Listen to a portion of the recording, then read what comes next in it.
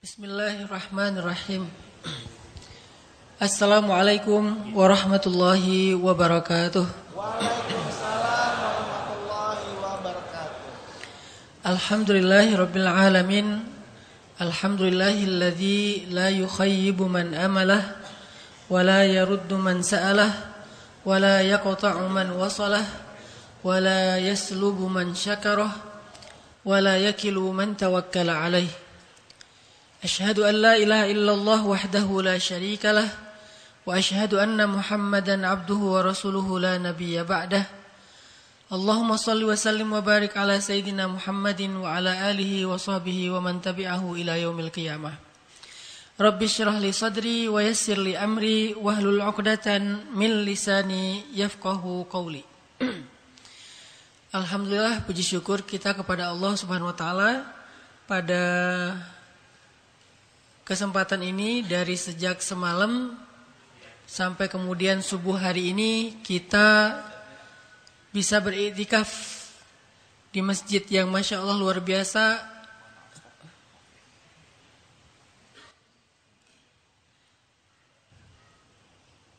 Masjid yang memiliki aroma Ka'bah, aroma Masjidil Haram, dengan mihrabnya ada pintu Ka'bah yang insya Allah ini akan menjadi sebuah penyemangat buat kita untuk semua berdoa dan berharap semoga Allah Subhanahu wa taala mengundang dan memanggil kita ke Baitullah.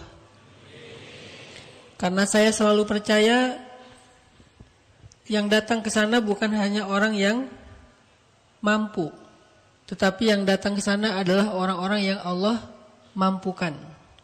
Karena Allah tidak mengundang yang mampu, tetapi memampukan yang diundang. Jadi kalau Allah sudah mengundang, maka Allah jadikan dia mampu. Sehingga dengan kemampuan itu, akhirnya dia ada di sana, menikmati jamuan kebaikan-kebaikan, pahala-pahala yang sangat besar dengan beribadah di Baitullah.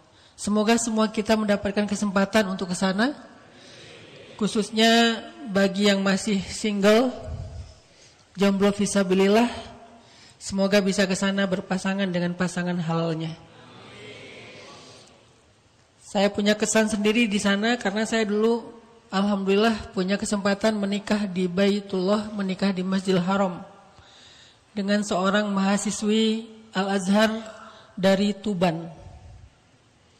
Jadi keluarga saya aslinya orang Aceh, menikah sama orang Tuban. Lama saya tinggal di Tuban. Jadi ini daerah mainan saya juga, Masya Allah. Alhamdulillah pulang kampung. Sehingga mudah-mudahan semua kita bisa mendapatkan kebaikan-kebaikan itu nanti di Baitullah. Jamaah yang dirahmati Allah Subhanahu wa taala, hari ini kita coba isi waktu kita dari subuh sampai syuruk. Karena nanti ketika sudah syuruk, kita sudah mendapatkan i'tikafnya, kemudian melaksanakan salat syuruk 2 rakaat, maka itu juga sama dengan melaksanakan ibadah umroh.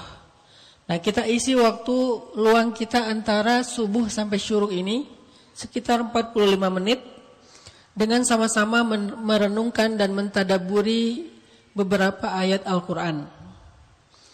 Pada waktu subuh ini saya ingin mengajak kita merenungkan kisah yang disebutkan di dalam surat kisah-kisah, yaitu surat Al-Qasas. Kisah tentang Nabi Musa, episode ketika beliau masih bayi. Karena Nabi yang kisahnya paling banyak dikisahkan di dalam Al-Quran adalah salah satunya Nabiullah Musa alaihissalam. Paling banyak dikisahkan di dalam Al-Quran. Mulai dari episode bayinya, kemudian episode remajanya, sampai episode dewasanya, dakwahnya ketika di Mesir, dakwahnya ketika di Palestina, dan dakwahnya ketika di antara Mesir dan Palestina. Banyak sekali kisah-kisah Nabi Musa yang Allah sebutkan di dalam Al-Quran di ayat dan surat-surat yang berbeda. Dan di setiap kisah itu pasti ada hikmah, ada ibrah, ada pelajaran-pelajaran petunjuk hidup yang harusnya bisa kita ambil dan kita jadikan sebagai guidance kita dalam kehidupan sehari-hari. Nah, pada subuh ini kita akan mencoba untuk mentadaburi kisah episode Nabi Musa ketika masih bayi, yang disebutkan di dalam surat Al-Qasas ayat ke-7 sampai dengan ayat 13. Mungkin saya tidak akan baca semua ayatnya karena ini panjang, waktu kita terbatas. Saya baca ayat ke-7 dan ke-13-nya saja. Nanti teman-teman bisa baca sendiri di rumah. Dari mulai ayat ke-7 sampai ayat 13 itu ada penggalan kisah ketika Nabi Musa masih kecil. Allah Subhanahu wa taala berfirman, A'udzu billahi minasy syaithanir rajim. Bismillahirrahmanirrahim. Wa auhayna ila ummi Musa an ardi'ih. فإذا خفت عليه فألقيه في اليم ولا تخافي ولا تحزني إنا رادوه إليك وجاعلوه من المرسلين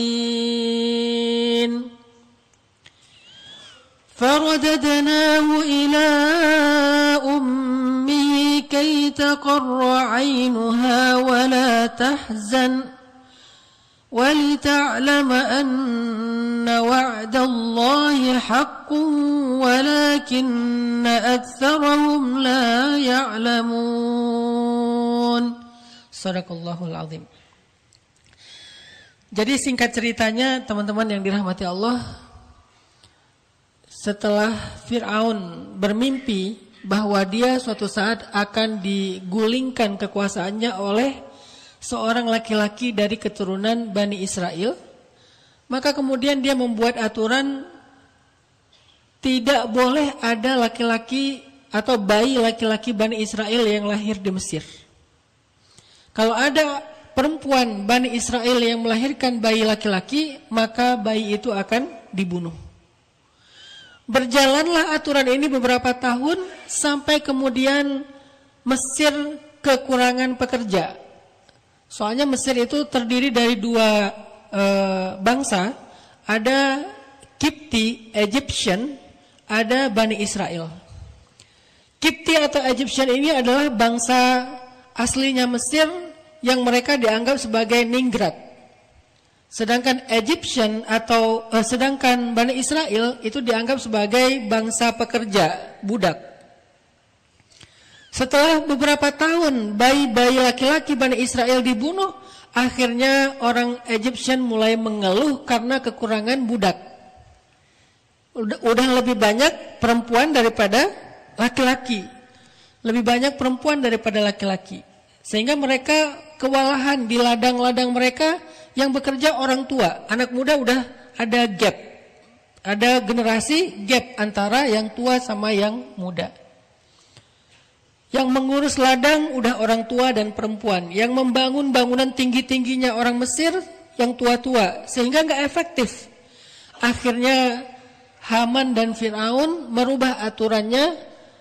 Mulai sekarang bayi Bani Israel yang lahir itu dibagi menjadi 2 tahun. Ada tahun ganjil, ada tahun genap. Siapa yang lahir di tahun ganjil, maka dia selamat. Siapa yang lahir di tahun genap, bayi laki-laki Bani Israel, dia akan dibunuh.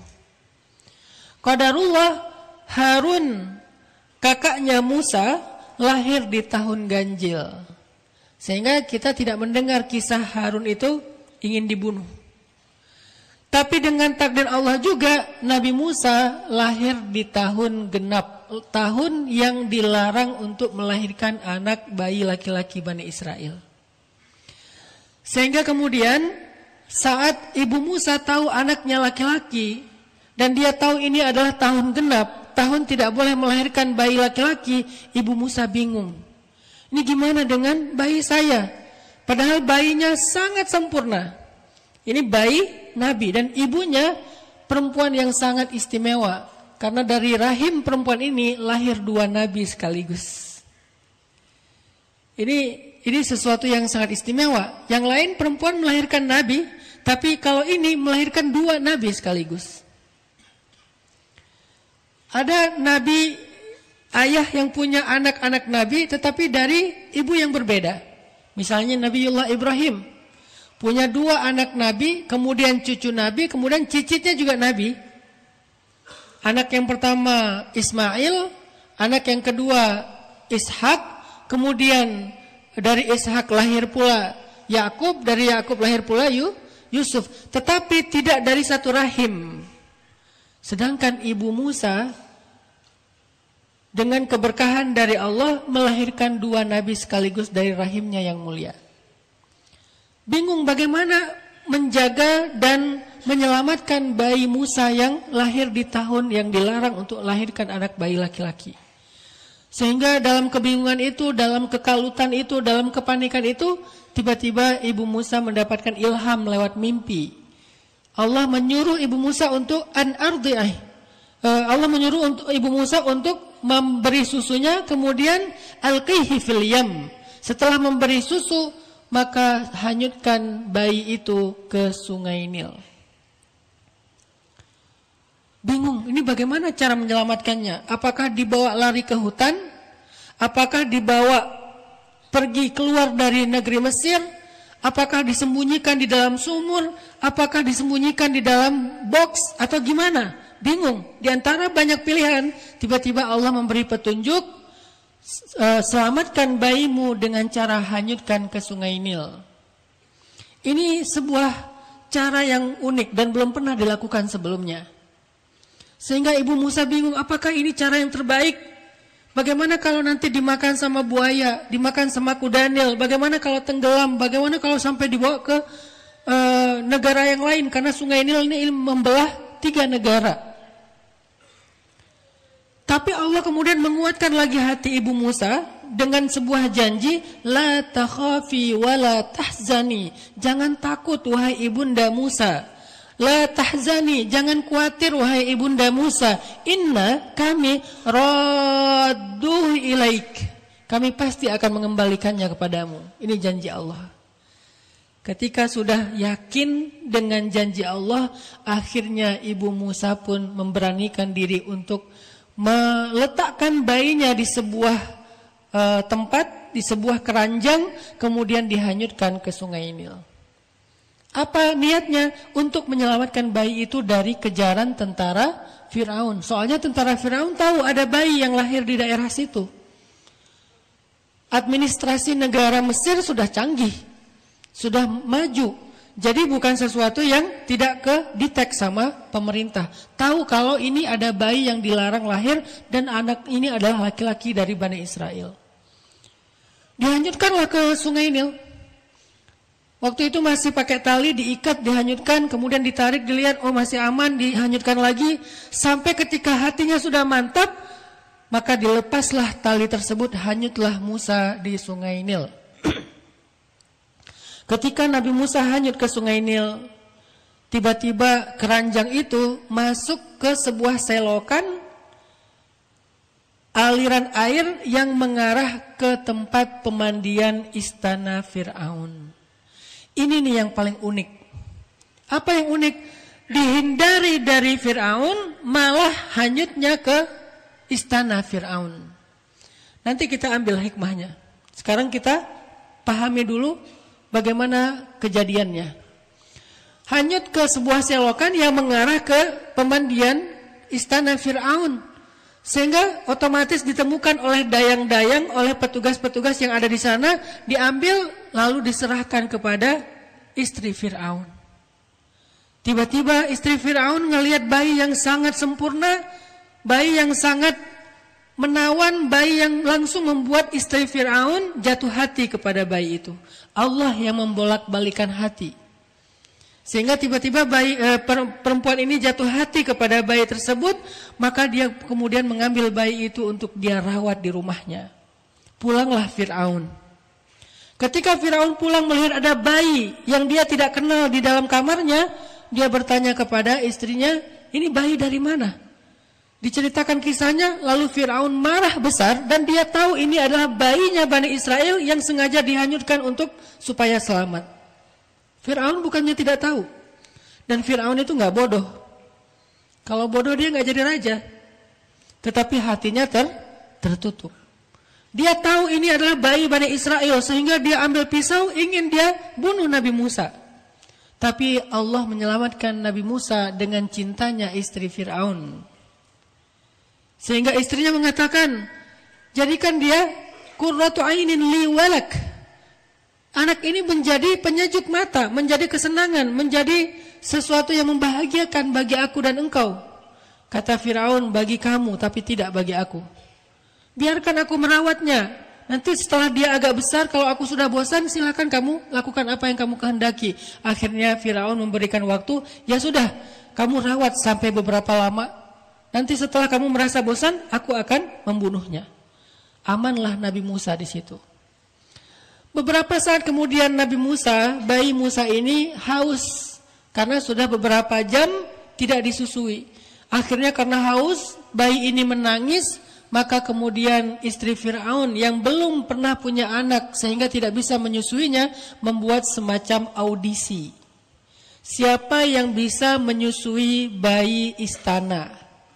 Sehingga siapa yang bisa menyusui bayi istana, dia akan mendapatkan hadiah yang sangat besar dan kedudukan yang tinggi di dalam istana Firaun. Banyak ibu-ibu se-Mesir ngantri pengen ngasih minuman kepada bayi Musa. Kalau hari ini kita ngeliat ada orang yang ngantri untuk ikut audisi Got Talent, audisi musik, sampai nguler gitu ngantrinya kan. Maka waktu itu juga seperti itu. Orang banyak yang ngantri ingin memberi susu kepada bayi istana. Satu persatu perempuan yang datang menggendong Musa, Musa tidak mau dan menangis. Allah mengilhamkan dia untuk menolak susu dari perempuan tersebut. Satu persatu sampai akhirnya hampir semua perempuan itu ditolak oleh bayi istana. Maka kakaknya Musa yang perempuan membawa berita ini kepada ibu Musa. Wahai ibu, ya ummah, adik ada di istana. Ibunya makin bingung. Ada di istana, hanyut ke istana, bagaimana keadaan dia? Dia sekarang sedang dirawat oleh istana. Dan istana membuat sayembara, siapa yang bisa memberi susu kepada bayi itu akan diberikan imbalan yang besar dan kedudukan yang tinggi. Yuk ibu, kita ke istana. Akhirnya ibunya berangkat ke istana, berpura-pura untuk ingin menyusui bayi istana, walaupun sebetulnya itu bayinya sendiri. Ketika sampai giliran ibu Musa, didekap oleh ibu Musa, kemudian disusui, Musa langsung mau menyusui kepada ibunya, sehingga istri Firaun merasa kagum dengan kejadian ini. Istri Firaun langsung mengatakan, wahai ibu adalah perempuan yang sangat istimewa, karena dari tadi perempuan-perempuan yang ingin menyusui bayi ini semua nolak, kecuali ibu. Maka tinggallah di istana, saya akan berikan segala kebutuhan ibu, keluarga ibu, dan akan diberikan tempat yang layak di istana. Maka sejak saat itu tinggallah ibu Musa, tinggallah keluarga Musa, termasuk Harun kakaknya Musa, di istana bersama dengan Musa dan mendapatkan kehidupan yang layak dan keamanan dari Allah Subhanahu wa taala.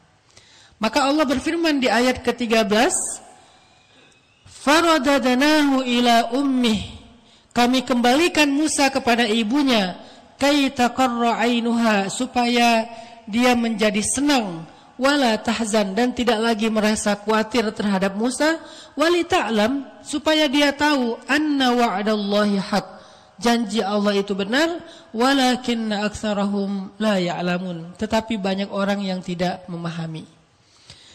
Apa pelajaran yang kita bisa petik di dalam kisah ini, Bapak Ibu dan teman-teman sekalian? Kadang kita berpikir cara kita itu lebih baik daripada cara Allah. Seringkali kita memaksakan sesuatu dalam hidup kita dan lupa melibatkan Allah. Seringkali kita merasa lebih tahu daripada Allah. Seringkali kita kecewa terhadap semua ketentuan Allah karena kita ngerasa itu adalah keburukan untuk kita. Seringkali kita berdoa dan memaksa Allah untuk menerima doa kita persis seperti yang kita inginkan. Padahal Allah kadang menerima doa hambanya dengan cara memberikan yang lebih baik dari apa yang dia minta. Maka kemudian Allah memberi kita nasihat di dalam surat Al-Baqarah. Wa 'asa an takrahu syai'an wa huwa khairul lakum. وعسى أن تحبوا شيئا وهو شر لكم والله يعلم وأنتم لا تعلمون. Bisa jadi kalian benci sesuatu padahal itu baik untuk kalian. Bisa jadi kalian menyukai sesuatu padahal itu buruk untuk kalian. Dan Allah lebih tahu sedangkan kalian tidak tahu. Itu kata Allah. Sering kan dalam hidup kita kadang-kadang kita ngerasa ada satu kondisi, ada satu ujian, dan kita merasa kecewa dengan ujian itu. Kita tanya ke Allah, ya Allah apa lagi yang kurang dari saya? Ya Allah apa maumu? Ya Allah kok kayak gini? Semuanya sudah saya lakukan, kok hasilnya kayak gini? Kita mengeluh, menuduh Allah seolah-olah Allah tidak adil kepada kita. Mempertanyakan kebijaksanaan dan keputusan Allah dalam sebuah ujian, masalah, kondisi yang kita hadapi. Inilah sok tahunya manusia. Padahal Allah lebih tahu dan kita tidak tahu. Wallahu ya'lamu wa antum la ta'lamun. Allah pasti lebih tahu daripada kita. Mana yang baik, mana yang buruk. Kita boleh aja berdoa tentang sesuatu, tetapi kita nggak bisa maksa bahwa itulah yang paling baik untuk kita. Makanya ulama mengatakan tidak ada doa yang baik yang ditolak, nggak ada. Semua doa yang baik itu diterima, dikabulkan. Tetapi Allah mengabulkan dengan dua cara. Satu, dikabulkan persis seperti yang kita minta. Dua, dikabulkan dengan cara diganti yang lebih baik dari yang kita minta. Tapi kenapa banyak dari kita yang mengeluh ketika diganti dengan yang lebih baik? Misalnya seorang anak minta handphone ke orang tuanya. Ayah, aku kayaknya udah butuh handphone sekarang. Banyak kebutuhan online. Sekolah online, ngerjain tugas online, butuh bahan-bahan juga nyarinya secara online. Komunikasi organisasi di kampus juga online. Kayaknya aku butuh handphone, boleh gak aku minta handphone? Gak usah yang mahal-mahal, yang harga 1,5 juta aja. Buat apa nak, kata ayahnya? Ya banyak, termasuk nanti buat untuk moto-motoin kerjaan segala macam. Oh ya udah nak, kalau gitu jangan handphone yang murah, ayah beliin aja yang handphone 30 juta. Yang kameranya 3, yang memorinya kapasitasnya 500 giga, kalau bisa 1 tera. Terus kita bilang, ayah kok ayah gitu sih, curang sama aku, gak adil sama aku. Ngomong gitu gak kita sama ayah kita? Atau sebaliknya kita bersyukur, kita bahagia, kita ridho karena ayah kita memberikan yang lebih baik dari yang kita minta. Harusnya kita juga kayak gitu sama Allah. Karena seringnya Allah justru memberikan yang lebih baik dari yang kita minta, dan Allah lebih tahu dan kita nggak tahu. Sehingga ketika Allah katakan kepada Ibu Musa, alqihi fil yam, hanyutkan dia di sungai. Allah tahu itulah cara yang paling baik. Daripada kamu bawa dia ke hutan, daripada kamu bawa dia ke Madian, ke luar negeri, daripada kamu simpan dia di dalam sumur, alqihi fil yam. Coba hanyutkan ke sungai. Ketika kita mendapatkan sesuatu seperti ini dalam hidup kita, apakah itu namanya syariat ataukah itu namanya takdir? Karena ketentuan Allah itu ada dua, ada syariat, ada takdir. Syariat aturan, takdir adalah sebuah ketetapan dalam hidup kita yang sudah terjadi, yang belum terjadi kita tidak tahu. Maka kedua hal ini kita sikapi seperti apa yang dilakukan oleh ibunya Musa. Ridho, terima, dan yakin Allah lebih tahu mana yang terbaik untuk kita. Allah katakan ini haram, yang ini yang halal. Yang ini haram, yang ini halal. Yang ini haram, yang ini halal. Segala yang haram itu sudah ada solusi yang halalnya. Tugas para dai adalah menunjukkan mana alternatifnya.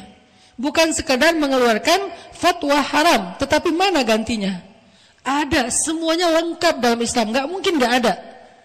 Kalau nggak ada, pasti kitanya yang terbatas dalam memahami Islam yang sangat luas itu. Baik masalah-masalah yang udah lama maupun masalah kontemporer, semuanya ada alternatif. Sehingga pasti ada gantinya. Ketika Allah mengharamkan sesuatu, maka Allah menghalalkan yang lainnya.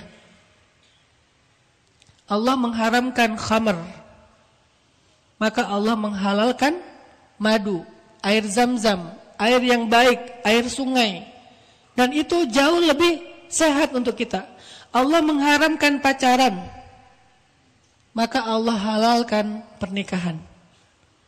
Pacaran dengan nikah, orang dibangun mindsetnya oleh setan seolah-olah nikah itu nggak asik. Nikah itu adalah tentang bayar listrik, bayar kontrakan, bayar sekolah anak. Kata siapa? Emang benar. Tapi tahukah kita bahwa menikah itu juga ada hal-hal yang sangat indah, lebih indah daripada pacaran. Makanya saya selalu bilang pacaran itu halal kalau sudah menikah. Karena buat saya pacaran itu setelah nikah juga namanya pacaran. Sejak kapan pacaran itu syaratnya belum nikah? Kan gak ada syarat seperti itu kan?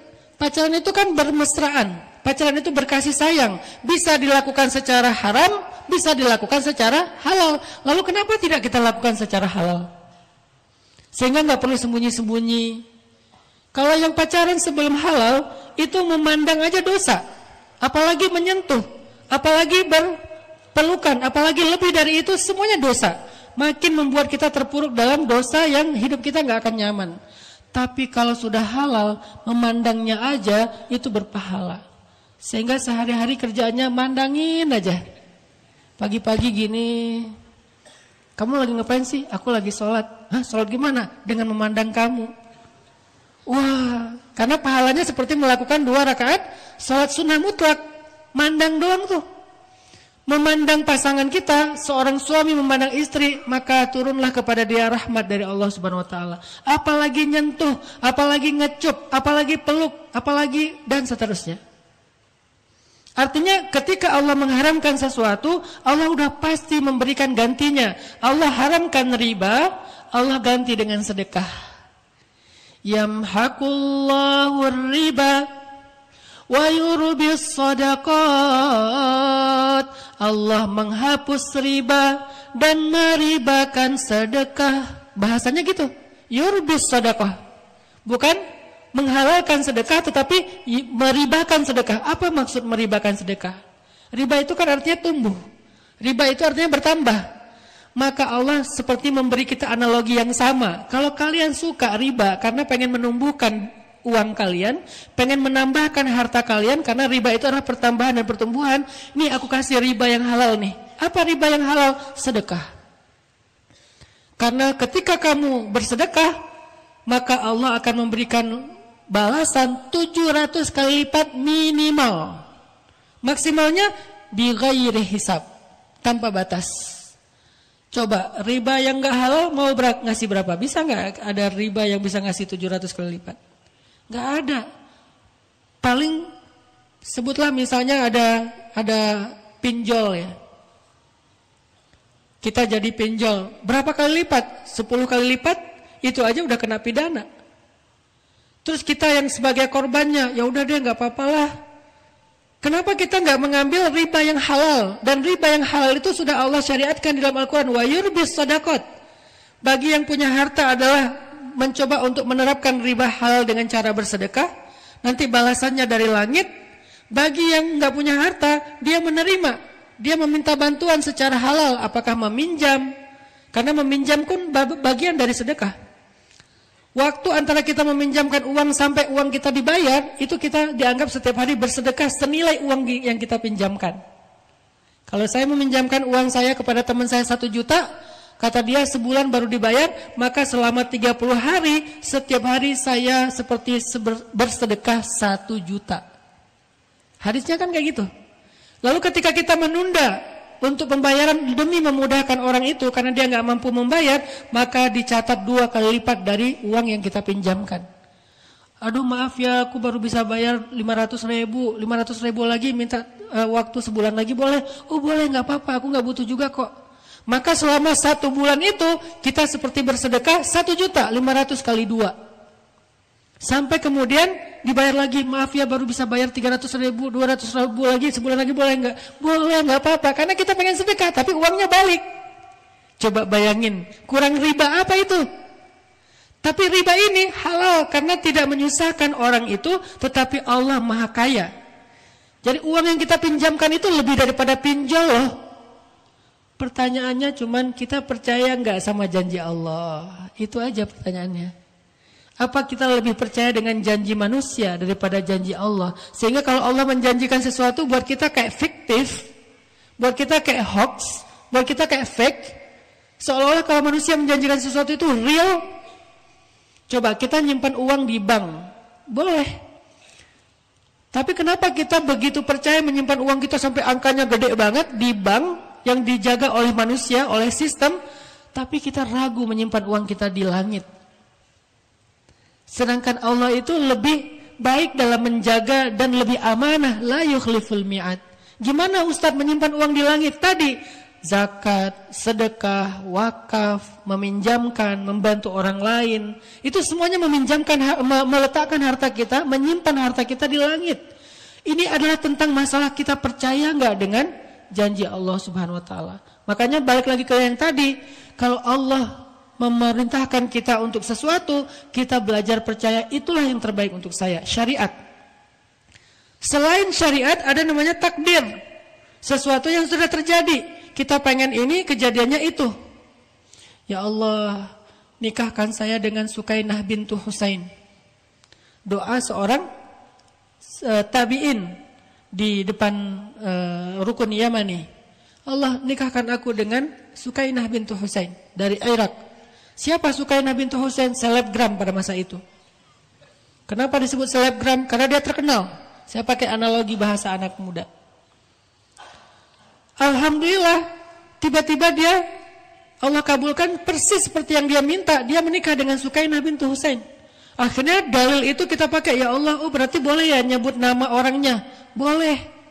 Boleh nggak nyebut nama akun Instagramnya? Boleh. Dari mana dalil boleh menyebut nama akun Instagram? Karena akun sekarang sudah menjadi nama panggilan. Dulu nama panggilan itu istilahnya kunyah. Abu Bakar itu nama panggilan. Al-Faruq julukan juga. Dzunnurain juga kayak gitu. Dan banyak lagi nama-nama lain, Abul Hasan dan seterusnya. Mereka banyak menggunakan nama panggilan yang diistilahkan dengan kunyah. Kalau sekarang nggak ada kunyah, adanya akun. Ini bukan cocokologi ya, tetapi emang perubahan culture. Tetapi sama substansinya. Dulu kunyahnya adalah nama yang dia pakai untuk dikenal orang lain. Sekarang nama yang kita pakai untuk dikenal orang lain adalah @FCDAL105. Apa itu? Akun fake. Untuk ngintip mantan. Bahaya sekali ya. Itu namanya kunyah. Jadi Hanan _Ataki itu kunyah. Oh gitu Ustaz, nama Ustaz asli siapa? Secret identity. Hanya segelintir orang yang tahu. Jadi itu adalah kunyah. Terus saya pengen dipanggil dengan nama apa? Ya dengan nama panggilan itu, dengan nama kunyah. Sehingga dipanggil Ustaz Hanan, Ustaz Hanan. Artinya nama itu boleh kita pakai di dalam doa. Ya Allah, nikahkan saya dengan @fulanah bintu fulan. Bintu udah jadi underscore. Boleh. Ternyata beres kita doa, dia tunangan sama yang lain. Wa asa an takrahu syai'an wa huwa khairul lakum wa asa an tuhibbu syai'an wa huwa syarrul lakum. Ada teman saya di Kalimantan mengalami sebuah pengalaman spiritual yang luar biasa. Dia udah kurang lebih 6 tahun menikah belum punya anak. Sekalinya punya anak, Allah takdirkan anak itu punya keistimewaan, tidak bisa ngomong. Usia 3 tahun belum bisa ngomong. Usia 4 tahun belum bisa ngomong. Sampai orang tuanya juga sedih. 6 tahun nunggu punya anak, nggak punya anak, begitu punya anak ternyata istimewa, nggak bisa ngomong. Tapi mereka terima takdir itu. Ya sudah, pasrah aja sama Allah sambil kita coba cari solusi dan seterusnya, terapi. Tapi belum berhasil. Udah usia 4 tahun belum bisa ngomong. Teman-temannya 4 tahun udah mulai masuk TK, udah pada lari-lari, udah ngomong. Anak ini belum bisa ngomong. Sampai suatu hari ada kejadian, anak ini jatuh dari tangga. Begitu dia jatuh dari tangga, kepalanya terbentur, nggak sadarkan diri, dibawa lari ke rumah sakit, opname. Harus dirawat inap di rumah sakit. Orang tuanya bukan orang yang mampu-mampu banget. Sehingga ayahnya makin bingung, gimana cara membayar tagihan rumah sakit. Anak saya sudah dirawat sekitar 5 malam. Dan belum sadarkan diri. Ibunya nungguin di rumah sakit, ayahnya nyari-nyari pinjaman. Dan gak menemukan uang yang cukup untuk menebus rumah sakit. Sampai akhirnya ketemu dengan seorang ustadz, diajarkan untuk banyak sholawat. Akhirnya dia sholawat. Sedikit demi sedikit terbuka, nemu pinjaman, nemu ada yang mau bantuin. Akhirnya dia bisa menebus rumah sakit. Tetapi anaknya belum sadar. Mereka duduk berdua, suami istri di samping tempat tidur anaknya, sambil zikir, sambil sholawat. Tiba-tiba anaknya sadar. Dan langsung dia telepon ustadznya, Ustadz. Ustadznya kaget, takut-takutnya ada apa-apa. Kenapa dengan anaknya? Enggak, anak saya udah sadar, alhamdulillah. Oh iya, alhamdulillah kalau gitu. Tapi ada yang lebih luar biasa, Ustadz. Kenapa? Ketika anak saya sadar, dia memanggil nama ibunya. Untuk pertama kalinya anak itu bisa bicara. Dan setelah perawatan, setelah beberapa hari, dia udah mulai bisa pulang. Secara bertahap akhirnya dia bisa bicara dan sekarang udah lancar bicaranya. Wa asa an takrahu syai'an wa huwa khairul lakum. Kita nggak ada yang suka dengan musibah, jatuh dari tangga, kepalanya kebentur, harus masuk rumah sakit, biaya perawatannya sekian. Tapi Allah tahu bisa jadi di balik itu ada kebaikan yang kalian tidak pernah tahu. Wallahu ya'lamu wa antum la ta'lamun. Allah tahu dan kalian nggak tahu. Akhirnya Ibu Musa yang percaya dengan janji Allah, nurut, manut, ya udah hanyutkan ke Sungai Nil. Dan Allah punya rencana yang lebih baik daripada Ibu Musa. Daripada dibawa lari ke hutan dan ke luar negeri, mending bawa lari aja ke dalam istana. Ini unik, dibawa lari ke dalam istana. Dihindarkan dari musuhnya, malah didatangkan di depan matanya musuhnya. Akhirnya selamatlah Musa bersama keluarga. Dan itulah wal aqibatu lil muttaqin, kesudahan bagi orang yang taat kepada Allah Subhanahu wa taala. Maka pelajarannya sederhana, yuk kita belajar untuk nurut sama Allah dengan modal as-siqah billah, percaya deh sama Allah. Kita minta ini, tiba-tiba yang kejadiannya itu la tahzan. Karena kalau tidak dikabulkan doa kita persis seperti yang kita minta, kita harusnya bersyukur, tersenyum. Karena mau dikabulkan lebih baik dari apa yang kita minta. Ya Allah, nikahkan saya dengan Sukainah bintu Husain. Sukainah bintu Husain besoknya tunangan sama yang lain. Senyum. Alhamdulillah ya Allah, Sukainah udah tunangan. Kok gitu? Iya, berarti ada Sukainah yang lebih istimewa daripada yang ini yang Allah sediakan buat saya. Gitu harusnya kita berhusnuzon kepada Allah dengan modal surat Al-Qasas yang tadi kita baca. Mudah-mudahan ini menjadi penyemangat buat kita untuk belajar akidah. Karena akidah itu bukan sekedar teori asma, sifat, uluhiyah, rububiyah. Bukan sekedar teori. Dia harus menjadi mindset, harus menjadi yakin di dalam hati, dan kita jadikan sebagai petunjuk dalam hidup. Itu baru akidah. Jadi hidup kita harus dengan akidah, harus dengan tauhid, harus dengan rububiyah. Bukan sekedar ilmu wawasan tentang rububiyah. Mudah-mudahan ini bisa menambah iman kita kepada Allah. Liyazdadu imanan ma'a imanihim. Bertambahnya iman bersama dengan iman yang ada di dalam hati kita. Barakallahu fikum. Wassalamualaikum warahmatullahi wabarakatuh.